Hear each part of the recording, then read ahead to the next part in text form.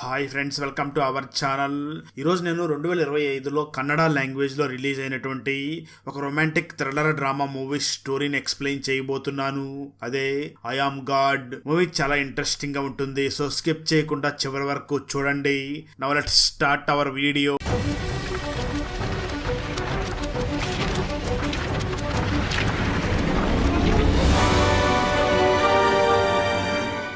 Video start చేసే ముందు మన ఛానల్లో లాస్ట్ వీడియోకి వచ్చిన బెస్ట్ కామెంట్ ఏమిటో చూద్దాం.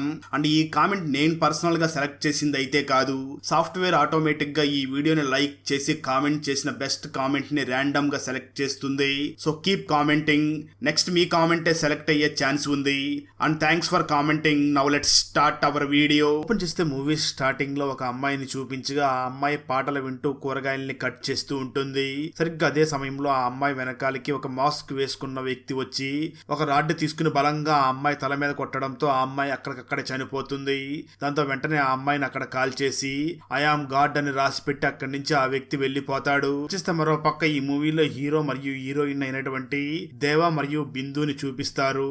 దేవా బిందు ఇద్దరు కూడా ప్రేమించుకుంటూ ఉంటారు. ఆ రోజు దేవ ఇంటికి రాగా తన అమ్మ దేవాతో మాట్లాడుతూ, నువ్వెందుకు బిందు అనే అమ్మాయిని క్లాస్ రూమ్ లోనే కిస్ చేసావంట, మీ ప్రిన్సిపల్ గారు ఫోన్ చేసి చెప్పారు, చుట్టుపక్కల ఉన్న వాళ్ళందరూ కూడా మీ గురించి రకరకాలుగా మాట్లాడుకుంటున్నారు అంటూ తిడుతూ ఉంటుంది.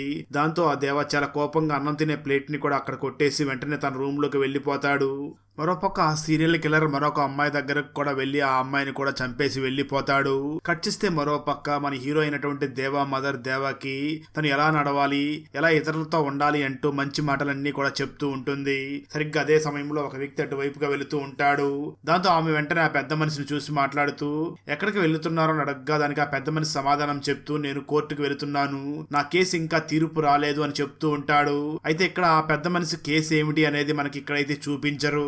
మరోపక్క దేవ డైరెక్ట్ గా తన ఫ్రెండ్స్ క్రికెట్ ఆడుతూ ఉండగా అక్కడికి వెళ్లి క్రికెట్ ఆడుతూ ఉంటాడు. అదే సమయంలో అక్కడికి బిందు కూడా వచ్చి ఆ దేవ ఒడిలో పడుకోవడంతో దేవ వెంటనే బిందుని చూసి, ఇలా నువ్వు డైరెక్ట్ గా నలుగురిలో వచ్చి ఇలా కూర్చోకు, ఇక నుంచి మనం ఇలాంటి వాటికి కొంచెం దూరంగా ఉండాలి అని అంటూ ఉంటాడు.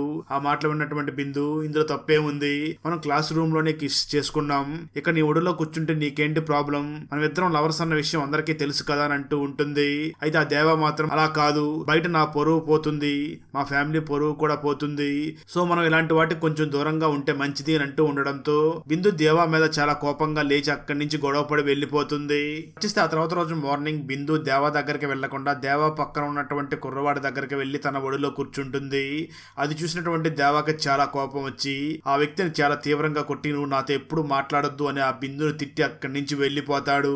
ఆ రోజు రాత్రి దేవా తన ఫ్రెండ్స్ తో మందు తాగుతూ మార్నింగ్ బిందు చేసిన దాని గురించి గుర్తు చేసుకుని చాలా బాధపడుతూ ఉంటాడు. సరిగ్గా అదే సమయంలో బిందు అక్కడికి వచ్చి దేవాకి సారీ చెప్తూ, ఇదంతా కూడా నేను కావాలని, నేను నిన్ను రెచ్చగొట్టడం కోసమే ఈ విధంగా చేశాను అంటూ ఉంటుంది. దాంతో ఇద్దరు కూడా ఒకరినొకరు కౌగిలించుకుని ఒకటైపోతారు. కట్ చేస్తే మరో పక్క ఒక అమ్మాయి మేకప్ వేసుకుంటూ ఉండగా ఇంతకు ముందు ఇద్దరు అమ్మాయిల్ని చంపేసినటువంటి సీరియల్ కిల్లర్ మళ్ళీ మాస్క్ పెట్టుకుని అక్కడికి వచ్చి ఆ అమ్మాయిని కూడా చంపి కాల్ చేసి అక్కడ ఐ యామ్ గాడ్ అని రాసి పెట్టి అక్కడి నుంచి వెళ్లిపోతాడు.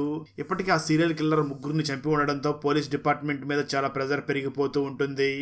దాంతో పోలీస్ పై అధికారి పోలీస్ ఆఫీసర్ అయినటువంటి ఆ హరీష్ ని చూసి మాట్లాడుతూ, నువ్వు అసలు ఏం చేయలేకపోతున్నావు, అందుకే నేను ఈ కేసుని హ్యాండిల్ చేయడానికి భరత్ అనే ఒక స్పెషల్ పోలీస్ ఆఫీసర్ని రప్పిస్తున్నాను అంటాడు.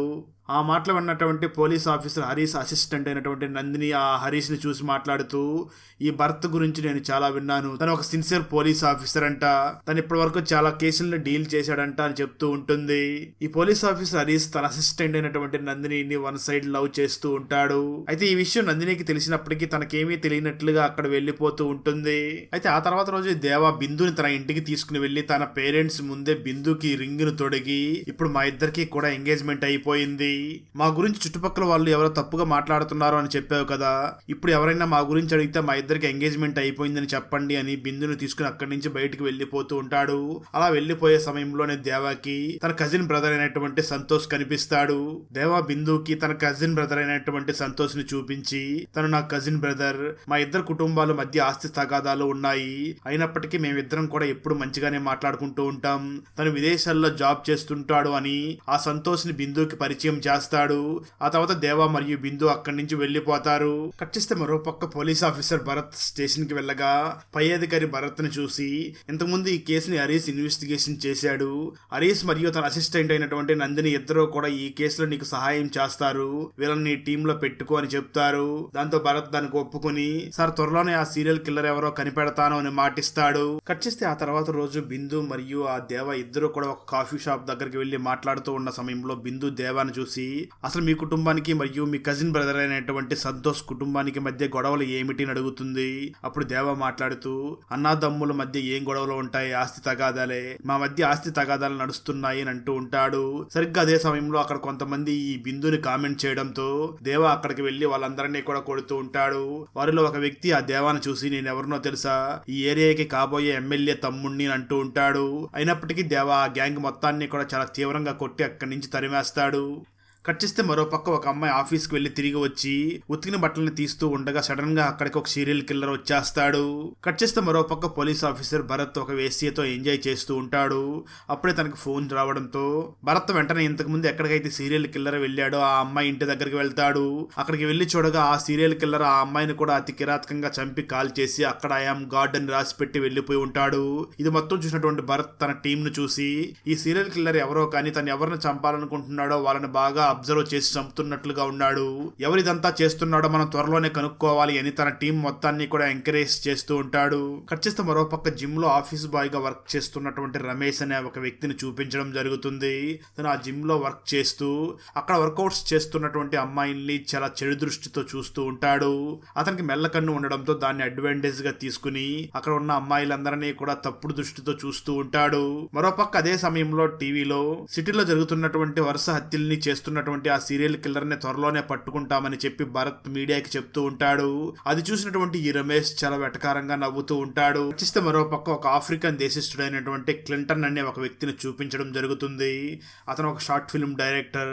తను ఒక షార్ట్ ఫిల్మ్ ని తీస్తూ ఉంటాడు. ఆ షార్ట్ ఫిల్మ్ స్టోరీ ఏమిటి అంటే ఒక అమ్మాయి ఒక అతన్ని ప్రేమిస్తూ ఉంటుంది. అయితే ఆ అమ్మాయి ప్రేమిస్తున్నటువంటి ఆ అబ్బాయి కంటే ఇంకా ఎక్కువైన ధనవంతుడు ఆ అమ్మాయి దగ్గర రావడంతో ఈ అమ్మాయి తను ప్రేమిస్తున్నటువంటి ఆ అబ్బాయిని వదిలేసి ఆ ధనవంతుడితో అక్కడి నుంచి వెళ్లిపోయే విధంగా వాళ్ళ స్టోరీ ఉంటుంది. వాళ్ళందరూ కూడా అక్కడ షార్ట్ ఫిల్మ్ ని షూట్ చేసుకుని అక్కడి నుంచి అందరూ కూడా వెళ్లిపోతారు. ట్విస్ట్ ఏమిటి అంటే ఆ షార్ట్ ఫిల్మ్ ని షూట్ చేసిన తర్వాత అందరూ అక్కడి నుంచి వెళ్లిపోతారు, కానీ ఆ షార్ట్ ఫిల్మ్ లో హీరోయిన్ గా నటించినటువంటి అమ్మాయి మాత్రం అక్కడే చనిపోయి ఉంటుంది. దాంతో పోలీస్ ఆఫీసర్ భరత్ వెంటనే అక్కడికి వెళ్లి అక్కడ షార్ట్ ఫిల్మ్ తీసినటువంటి డైరెక్టర్ అయినటువంటి క్లింటన్ ని పిలిచి ఎంక్వైరీ చేయడం మొదలు పెడతాడు. అప్పుడు ఆఫ్రికన్ అయినటువంటి ఆ క్లింటన్ మాట్లాడుతూ సార్ నేను ఈ షార్ట్ ఫిల్మ్ ని ఒక నిజ జీవితంలో జరిగినటువంటి సంఘటనని బేస్ చేసుకుని తీస్తున్నాను. నాకు ఒక అమ్మాయి గురించి తెలిసింది. ఆ అమ్మాయి ఒకరిని ప్రేమిస్తుంది. ఆ తర్వాత తను ప్రేమిస్తున్నటువంటి అబ్బాయి కంటే డబ్బులు ఉన్న వాళ్ళు కనిపిస్తే వాళ్ళతో పాటు వెళ్లిపోతూ ఉంటుంది. నేను ఆ అమ్మాయిని బేస్ చేసుకుని ఈ షార్ట్ ఫిల్మ్ ని తీస్తున్నాను. అందుకే ఆ అమ్మాయి వచ్చి ఇందులో యాక్టింగ్ చేసినటువంటి ఈ అమ్మాయిని చంపేసినట్లుగా ఉంది. ఎందుకంటే తను డైరెక్ట్ గా నాకే ఫోన్ చేసి నా మీద షార్ట్ ఫిల్మ్ తీయొద్దు అని వార్నింగ్ ఇచ్చింది. అయినప్పటికీ వినకుండా నేను షార్ట్ ఫిల్మ్ ని తీశాను కదా, అందుకే ఈ విధంగా ఈ షార్ట్ ఫిల్మ్ లో హీరోయిన్ ని చంపేసి ఉంటుంది అని అంటూ ఉంటాడు. అలా భరత్ వాళ్ళందరినీ కూడా ఎంక్వైరీ చేస్తున్న సమయంలో అక్కడికి ఎవరో ఒక గుర్తు తెలియని వ్యక్తి వచ్చినట్లుగా తెలుస్తుంది. దాంతో భరత్ వెంటనే ఆ వ్యక్తిని పట్టుకోవడానికి చాలా ప్రయత్నం చేస్తాడు, కానీ ఆ వ్యక్తి మాత్రం భరత్ కు దొరకకుండా వెళ్లిపోతాడు. దాంతో భరత్ చాలా బాధపడుతూ ఉంటాడు. వచ్చేస్తే మరోపక్క జిమ్ లో వర్క్ చేస్తున్నటువంటి ఆ మెల్లకన్ను రమేష్ ను చూపించగా ఆ రమేష్ అక్కడ బుక్ చదువుతున్నట్లుగా నటిస్తూ ఆ జిమ్ లో వర్కౌట్ చేస్తున్నటువంటి మహాలక్ష్మి అనే ఒక అమ్మాయిని తప్పుడు దృష్టితో చూస్తూ ఉంటాడు. అయితే నిజానికి ఆ మహాలక్ష్మి ఒక కంటి డాక్టర్ అయి ఉంటుంది. అంటే తనకి ఆ రమేష్ కి మెల్లకన్ను అయినప్పటికీ తను ఎవరిని చూస్తున్నాడో తనకి బాగా ఐడియా ఉంటుంది కాబట్టి తను వెంటనే వెళ్లి ఆ రమేష్ ని చూసి ఎందుకు నన్ను అలా చూస్తున్నావు అంటూ తనని కొడుతూ నీకు ఇలా కాదు నీకు నేనేంటో చూపించాలి అని ఆ మహాలక్ష్మి వెంటనే తన బ్రదర్ అయినటువంటి భరత్ కి ఫోన్ చేసి జరిగిందంతా కూడా చెప్తుంది. దాంతో భరత్ వెంటనే ఫోన్ తీసుకుని వెళ్లి ఆ జిమ్ మేనేజర్ కి ఇవ్వమని చెప్పడంతో మహాలక్ష్మి ఫోన్ తీసుకుని వెళ్లి జిమ్ మేనేజర్ కి ఇస్తుంది. అప్పుడు ఆ భరత్ మాట్లాడుతూ నేను వచ్చే లోపు ఆ జిమ్ లో ఉన్న ఆ వ్యక్తిని ఎవరినో పనిలో నుంచి తీసి వెంటనే అక్కడి నుంచి పంపించేయండి, లేదంటే నేను వచ్చిన తర్వాత ఏం జరిగిద్దో నాకే తెలియదు అని వార్నింగ్ ఇస్తాడు. దాంతో జిమ్ మేనేజర్ వెంటనే అందరి ముందు రమేష్ ని చాలా తీవ్రంగా తిట్టి అక్కడి నుంచి పంపించేస్తాడు. పచ్చిస్తే ఆ తర్వాత దేవా బిందుని కలవడానికి వాళ్ళు ఇంతకు ముందు కలిసినటువంటి కాఫీ షాప్ దగ్గరికి వెళ్ళగా ట్విస్ట్ ఏమిటి అంటే అక్కడ ఆ బిందు ఆ దేవా కజిన్ బ్రదర్ అయినటువంటి సంతోష్ తో చాలా సరదాగా నవ్వుతూ మాట్లాడుతూ చెయ్యిలు వేసి మాట్లాడుతూ ఉంటుంది. ఇది చూసినటువంటి ఆ దేవా చాలా బాధపడుతూ తనేంటి ఆ సంతోష్ తో అంత క్లోజ్ లా మాట్లాడుతుంది, అసలు ఇక్కడ ఏం జరుగుతుంది అని కోపంతో రగిలిపోతూ ఉంటాడు. మరోపక్క జిమ్ జిమ్ లో పనిచేసినటువంటి ఆ రమేష్ కూడా చాలా కోపంతో రగిలిపోతూ ఉంటాడు. దేవా వెంటనే చాలా కోపంతో వెంటనే వెళ్లి అక్కడ ఏం జరుగుతుందో మాట్లాడాలి అని తను వెంటనే కాఫీ షాప్ లోకి వెళ్లి అక్కడ ఉన్నటువంటి సంతోష్ కాలర్ పట్టుకుని అసలు ఇక్కడ ఏం జరుగుతుంది అని కోపంగా అడుగుతూ ఉంటాడు. దాంతో ఆ సంతోష్ కూడా చాలా కోపంగా దేవాను చూసి, నిజం, బిందు ఇంతకు ముందు నన్ను ప్రేమించింది, తను నా ఎక్స్ గర్ల్ ఫ్రెండ్ అని అంటాడు. ఆ మాటలు విన్నటువంటి దేవ ఒక్కసారిగా షాక్ అవుతాడు. అప్పుడు సంతోష్ వెంటనే అక్కడ ఉన్నటువంటి బిందుని చూసి, మేమిద్దరం కొంచెం మాట్లాడుకోవాలి, నువ్వు ఇక్కడి నుంచి వెళ్ళు అని చెప్పడంతో బిందు అక్కడి నుంచి వెళ్ళిపోతుంది. అప్పుడు సంతోష్ వెంటనే దేవాని చూసి మాట్లాడుతూ, మేమిద్దరం కూడా ఇంతకు ముందు ఎంతో సిన్సియర్ గా ప్రేమించుకున్నాం. ఆ తర్వాత నేను విదేశాల్లో జాబ్ చేయడానికి వెళ్ళిపోయాను. తను పై చదువులు చదవడం కోసం మీ కాలేజీలో జాయిన్ అవుతున్నా అని చెప్పింది. అప్పుడే నేను తనకు చెప్పాను, ఆ కాలేజీలో ఒక వ్యక్తి ఉంటాడు, తనతో మాత్రం అసలు మాట్లాడొద్దు అని చెప్పాను. అయినా కానీ బిందు నన్ను ఇబ్బంది పెట్టడం కోసం నిన్ను ప్రేమిస్తున్నట్లుగా నటించి నీతో కలిసి ఉన్న ఫొటోస్ అన్నిటిని కూడా నాకు పంపించేది. ఒకసారి మన ఇద్దరం యాక్సిడెంట్ గా రోడ్డు మీద కలిసినప్పుడు కూడా బిందు నన్ను చూసి సైగ చేస్తూ, మేమిద్దరం లవర్స్ అన్న విషయం నీకు చెప్పొద్దు అని బతిమలాడింది.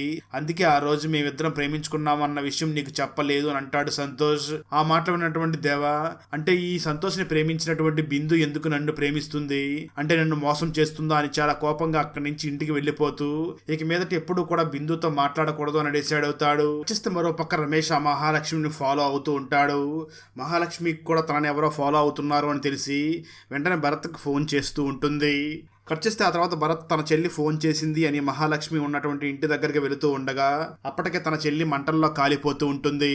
అక్కడి నుంచి రమేష్ కూడా పారిపోతూ ఉంటాడు. అది చూసిన భరత్ వెంటనే తన చెల్లిని ఎలాగైనా కాపాడాలి అని తన చెల్లెల్ని అక్కడి నుంచి హాస్పిటల్కి తీసుకుని వెళ్తూ తన టీంను చూసి, మీరు ఎలాగైనా ఆ రమేష్ని పట్టుకోండి అని చెప్పి ఆర్డర్ వేస్తాడు. కట్ చేస్తే మరోపక్క బిందు దేవాకి చాలా ఫోన్ కాల్స్ చేస్తూ ఉంటుంది, కానీ దేవా మాత్రం తనని అవాయిడ్ చేస్తూ ఉంటాడు.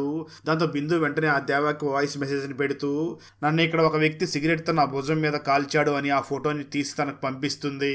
దాంతో దేవా చాలా కోపంగా అక్కడికి పరిగెట్టుకుంటూ వెళ్ళి ఎవరు ఈ విధంగా చేసింది అని అక్కడ ఉన్న వాళ్ళందరినీ కూడా అడుగుతూ ఉంటాడు. అయితే అక్కడున్న వాళ్ళందరూ కూడా మాకేమీ తెలియదు అని అంటూ ఉంటారు. అప్పుడు బిందు దేవాను చూసి, ఇది ఎవరో చేయలేదు, నేనే చేసుకున్నాను, ఎందుకంటే నువ్వు నాతో మాట్లాడడం లేదు కదా, ఇలా నువ్వు ఖచ్చితంగా నాతో మాట్లాడి నా దగ్గరకు వస్తావని ఈ విధంగా చేశాను. నిజానికి నేను మీ బ్రదర్ అయినటువంటి సంతోష్ ని ప్రేమించిన మాట నిజమే. ఆ తర్వాత బ్రేకప్ అయ్యింది. ఆ తర్వాత అతన్ని ఏడిపించడం కోసం నీకు దగ్గర నీ ఫొటోస్ తీసుకుని అతనికి పంపించాను. కానీ ఆ తర్వాత నేను నిజంగానే నిన్ను ప్రేమించడం మొదలు పెట్టాను అంటూ ఉంటుంది. అయితే ఆ మాటలు ఉన్న దేవ మాత్రం, మళ్ళీ నన్ను మోసం చేయాలని చూస్తున్నావా అని చెప్పి అక్కడి నుంచి వెళ్ళిపోతాడు. మరోపక్క పోలీస్ ఆఫీసర్ భరత్ రమేష్ ఫోటోని హాస్పిటల్లో ఉన్నటువంటి తన చెల్లి మహాలక్ష్మికి చూపించి అతనే తన మీద అటాక్ చేసి చంపడానికి ప్రయత్నించాడు అని తెలుసుకుని కన్ఫర్మ్ చేసుకుంటాడు. కట్ చేస్తే మరోపక్క బిందు ఇంట్లో తనని పెళ్లి చేయాలి అని ప్రెజర్ చేస్తూ ఉంటారు. దాంతో బిందు నాకు పెళ్లి చేయబోతున్నారు అని సోషల్ మీడియాలో ఒక పోస్ట్ పెడుతుంది. దాన్ని చూసినటువంటి దేవా చాలా బాధపడుతూ తన ఫ్రెండ్స్ దగ్గరికి వెళ్ళి ఎలాగైనా ఈ పెళ్లిని ఆపాలి అని అంటూ ఉంటాడు.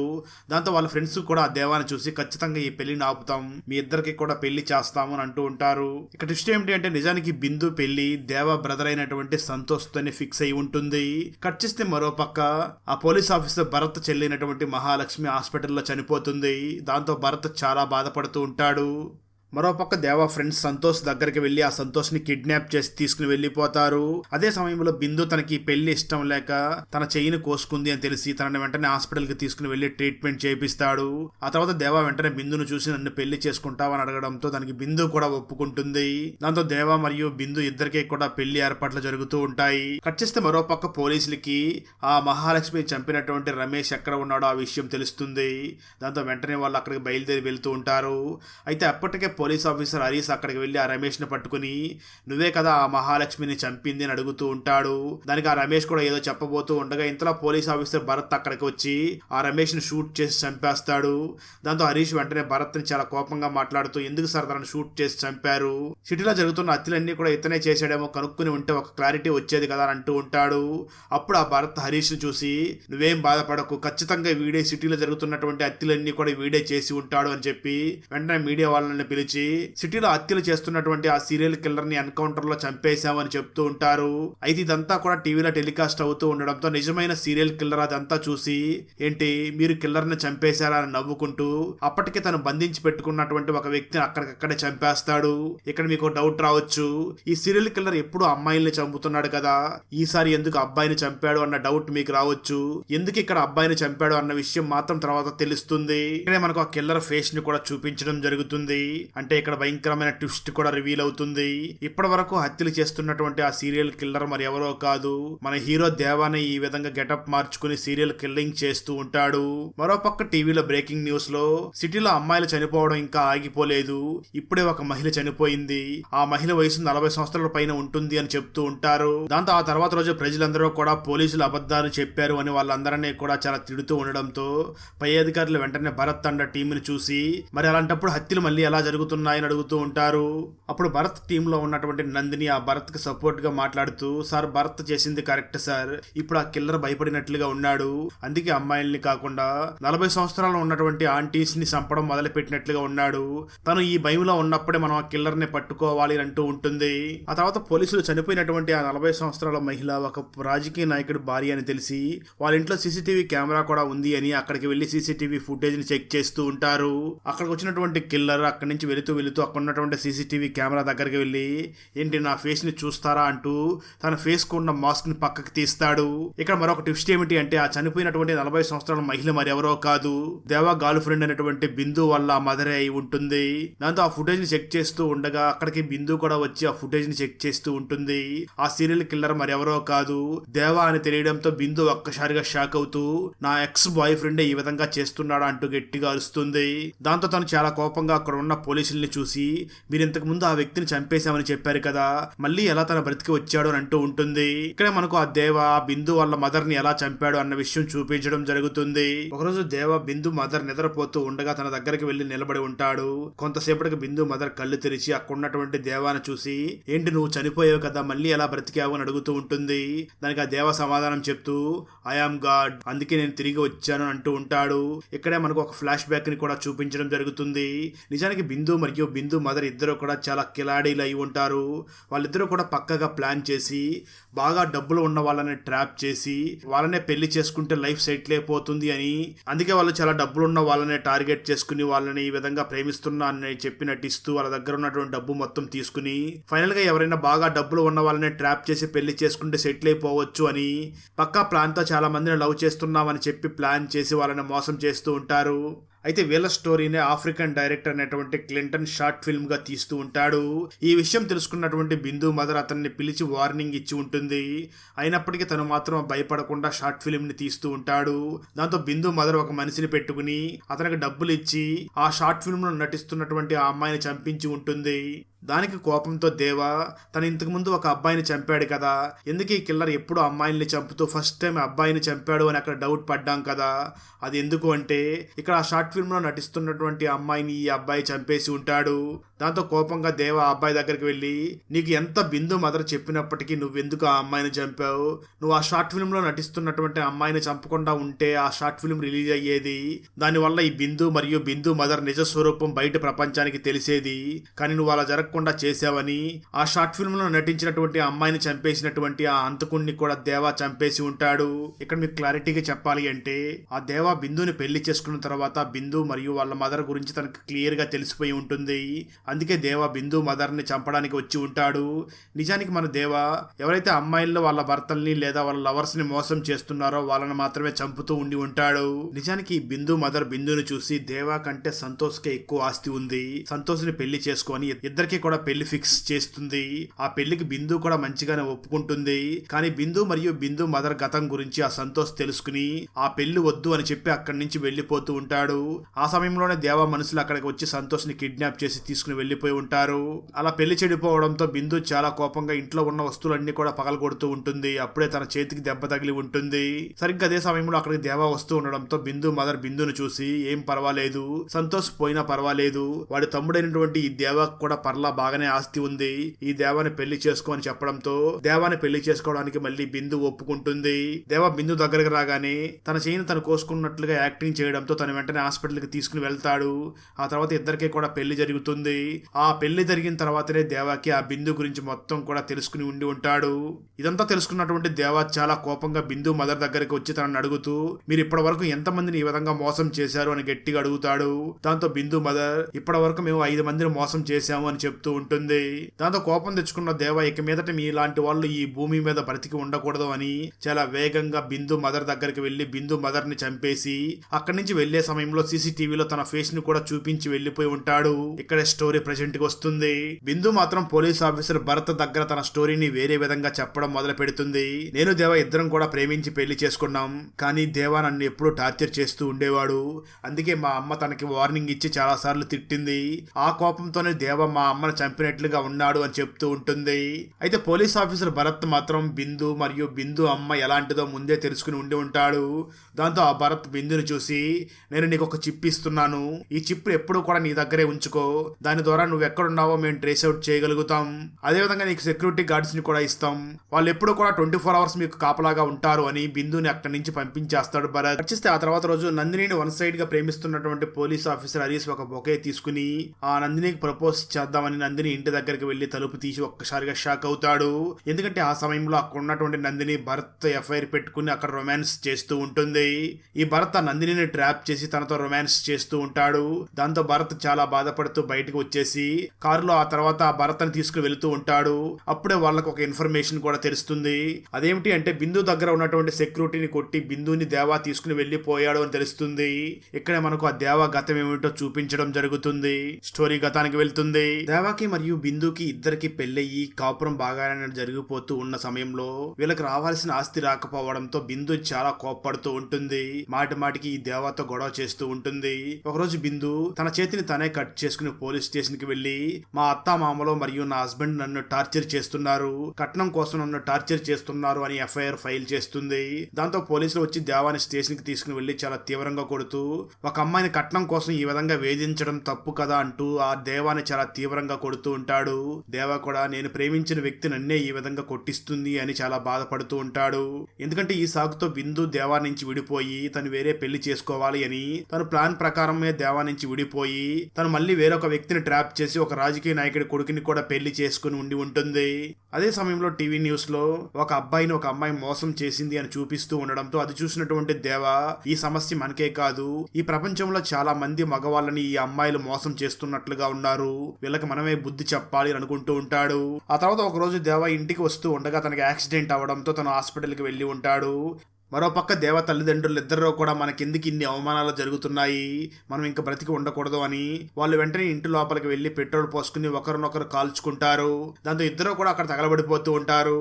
ఇది చూసినటువంటి దేవా పేరెంట్స్ ఎప్పుడు ఫుడ్ పెట్టి అనాథ వెంటనే వాళ్ళని కాపాడాలి అని ఆ ఇంటి లోపలికి వెళ్లి ఆ అనాథ కూడా దేవా పేరెంట్స్ తో పాటు అక్కడే చనిపోతాడు. అయితే బయట ఉన్న వాళ్ళందరూ కూడా దేవా మరియు దేవా తల్లిదండ్రులు ఇద్దరు కూడా చనిపోయారు అనుకుంటూ ఉంటారు. బిందు మరియు బిందు మదర్ కూడా అదే నమ్ముతూ ఉంటారు. ఈ విషయం తెలుసుకున్నటువంటి దేవ ఈ రహస్యం ఎప్పటికీ ఎవరికి తెలియకూడదు అని తన వెంటనే అక్కడి నుంచి దూరంగా వెళ్లిపోయి అక్కడ చాలా కష్టాలు అనుభవిస్తూ తన తల్లిదండ్రుల్ని గుర్తు చేసుకుంటూ బాధపడుతూ ఎలాగైనా ఇలా మగవాళ్ళని మోసం చేసేటువంటి అమ్మాయిలకి మనమే బుద్ధి చెప్పాలి అనుకుంటూ ఉంటాడు. ఆ తర్వాత దేవ వెంటనే ఒక గుడి దగ్గరికి వెళ్లి అక్కడ ఉన్నటువంటి దేవుడితో మాట్లాడుతూ, దేవా ఇలాంటి అమ్మాయిల్ని నువ్వే చంపాలి, నువ్వే శిక్షించాలి, అలాంటిది నువ్వేమీ చేయడం లేదు, అందుకే ఇక్కడి నుంచి నేనే వాళ్ళని శిక్షిస్తాను, నేనే దేవుణ్ణి అని తనను తాను గెటప్ మార్చుకుని అప్పటి నుంచి కూడా మగవాళ్ళని మోసం చేస్తున్నటువంటి అమ్మాయిలందరినీ కూడా చంపడం మొదలు పెడతాడు. స్టోరీ ప్రెజెంట్ గా వస్తుంది. ఇలాంటి ఆడవారు వల్ల చాలా మంది అమాయకమైన మగవారు చాలా బాధలు పడుతున్నారు, ఇలాంటి వాళ్ళు బ్రతకడానికి అర్హత లేదు అని అంటూ ఉంటాడు. అయితే అక్కడ బిందు మళ్ళీ నాటకం ఆడడం మొదలు పెడుతూ, నేను ఇప్పటికీ నేను చాలా ప్రేమిస్తున్నాను అంటూ ఉంటుంది. అయితే ఆ దేవ మాత్రం నిన్ను నమ్మడానికి నేనేమి ఎదవను కాదు, నీ గురించి నాకు పూర్తిగా తెలుసు అని అంటూ ఉంటాడు. సరిగ్గా అదే సమయంలో బిందు దగ్గర ఉన్నటువంటి చిప్ సహాయంతో బిందు ఎక్కడ ఉందో ట్రేస్ చేసి పోలీసులు అక్కడికి బయలుదేరి వచ్చేస్తారు. అలా భరత్ అన్న టీం అక్కడికి వచ్చి అక్కడ ఉన్నటువంటి దేవాన్ని చూసినటువంటి భరత్ వెంటనే అక్కడ ఉన్నటువంటి హరీష్ తో మాట్లాడుతూ, నువ్వు వెంటనే ఆ దేవాన్ని షూట్ చేసి చంపేయి అని అంటాడు. అయితే పోలీస్ ఆఫీసర్ హరీష్ మాత్రం, ఎందుకు దేవాన్ని చంపాలి, అతను మగవారిని మోసం చేస్తున్నటువంటి ఆడవారిని మాత్రమే చంపుతున్నాడు కదా, అందులో పాపమేమీ లేదు, అలాంటి అమ్మాయిలు బ్రతికి ఉండకూడదు అని అనుకుంటూ ఉంటాడు. మరోపక్క దేవా కూడా మనం చనిపోయినా సరే ఈ బిందు మాత్రం బ్రతికి ఉండకూడదు అని అనుకుంటూ ఉంటాడు. అయితే హరీష్ ఆ దేవాన్ని షూట్ చేయకపోవడంతో భరత్ వెంటనే గన్ను తీసుకుని ఆ దేవాన్ని షూట్ చేయడం దేవా వెంటనే పక్కనే ఉన్నటువంటి వాటర్ ఫాల్ లో పడిపోతూ ఉంటాడు. అది చూసినటువంటి బిందు మాత్రం చాలా ఆనందపడుతూ మనకున్నటువంటి శత్రువు వెళ్లిపోయాడు అని చాలా ఆనందపడుతూ ఉంటుంది. ఆ వెంటనే బిందు భరత్ ను చూసి, సార్ వాడిని మళ్ళీ షూట్ చేసి చంపండి, వాడు మళ్ళీ తిరిగి వస్తాడు అని అంటూ ఉండగా ఆ భరత్ మాత్రం బిందును చూసి, ఈ వాటర్ ఫాల్ లో పడ్డవాడు ఎవడో కూడా ఇంతవరకు తిరిగి రాలేదు, అక్కడ పడ్డాడంటే వాడు చనిపోయినట్లే అని అంటూ ఉంటాడు.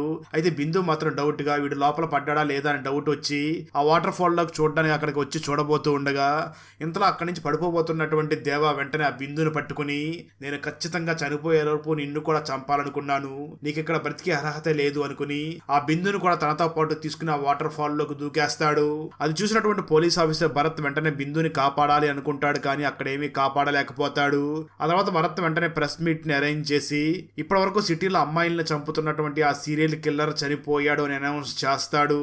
సరిగ్గా అదే సమయంలో ఆ ప్రెస్ మీట్ లో ఉన్న అందరికీ కూడా ఒక మెసేజ్ వస్తుంది.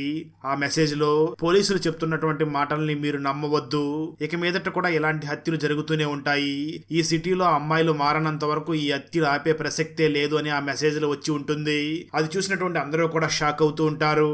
పోలీస్ ఆఫీసర్ భరత్ అయితే ఆ కిల్లర్ నా ముందే వాటర్ ఫాల్స్ లో పడి చనిపోయాడు కదా, మరి వాడు చనిపోతే ఈ మెసేజ్ ని పంపించింది ఎవరు, ఎవరైనా ఆ కిల్లర్ ని ఇన్స్పిరేషన్ గా తీసుకుని ఈ విధంగా తయారయ్యారేమో అనుకుంటూ ఉంటాడు. ఇది చూసి ప్రెస్ మీట్ లో ఉన్న జర్నలిస్టులు అందరూ కూడా నవ్వుకుంటూ అక్కడి నుంచి వెళ్లిపోతారు. అప్పుడే అక్కడ ఉన్నటువంటి నందిని హరీష్ దగ్గరికి వెళ్లి తనకి ఫ్లవర్స్ ఇస్తూ, ఆ రోజు నేను భరత్ తో రొమాన్స్ చేయడం నిజమే, అది పొరపాటున జరిగిపోయింది, నేను మాత్రం ఇంకా నిన్ను సిన్సియర్ గా ప్రేమిస్తున్నాను అని పూల బొకేని తనకి ఇవ్వబోతూ ఉంటుంది. దాంతో హరీష్ పైకి నవ్వుతూ మనసులో మాత్రం ఇలాంటి ఆడవాళ్ళు మగవాళ్ళని ఎందుకు మోసం చేస్తారు అని కోపంగా తిట్టుకుంటూ ఆ నందినికి మిడిల్ ఫింగర్ చూపించి అక్కడి నుంచి వెళ్లిపోతాడు. అక్కడతో ఈ మూవీ కూడా అయిపోతుంది. బాగా ధనవంతురాలైనటువంటి ఎలీషా ఎలా చనిపోయింది, ఈ ఎలీషా నార్మల్ గానే చనిపోయిందా లేదా తనని ఎవరైనా హత్య చేశారా, ఎలీషా తన ఆస్తి మొత్తాన్ని కూడా నమ్రత పేరు మీద ఎందుకు రాసింది, ఈ నమ్రతనే ఎలీషాని నిజంగా చంపిందా లేదా ఎలీషా ఇంట్లో పనిచేసే పని మనిషే చంపేశాడా, ఆర్థిక ఇబ్బందులతో బాధపడుతున్నటువంటి నమ్రత ఎలీషా చనిపోవడానికి ముందు ఒక కారు షోరూమ్కి వెళ్ళి టెస్ట్ డ్రైవ్ ఎందుకు చేసింది, కరోనా సమయంలో డాక్టర్స్ ఇలా కూడా ప్రవర్తించారా, చివరికి లాయర్ మాయా ఆ ఎలీషా మరణం వెనక దాగి ఉన్న రహస్యాన్ని కనిపెట్టిందా లేదా అన్నదే 2025లో తమిళ్ లాంగ్వేజ్లో రిలీజ్ అయినటువంటి ద వెర్డిక్ట్ మూవీ స్టోరీ. ఈ తమిళ్ ఫుల్ మూవీ స్టోరీని తెలుగులో వినాలి అనుకుంటే ఈ వీడియో డిస్క్రిప్షన్లో ఉన్న లింక్ని క్లిక్ చేసి చూడండి. Thanks for watching. Friends, video నచ్చినట్లయితే లైక్ చేసి ఒక చిన్న కామెంట్ చేస్తే మాకు నెక్స్ట్ వీడియో చేయడానికి ఎంకరేజింగ్గా ఉంటుంది. అలాగే ఛానల్ని సబ్స్క్రైబ్ చేసి పక్కనే ఉన్న బెల్ ఐకాన్ని క్లిక్ చేసి సపోర్ట్ చేయండి. Thanks for watching. జై హింద్.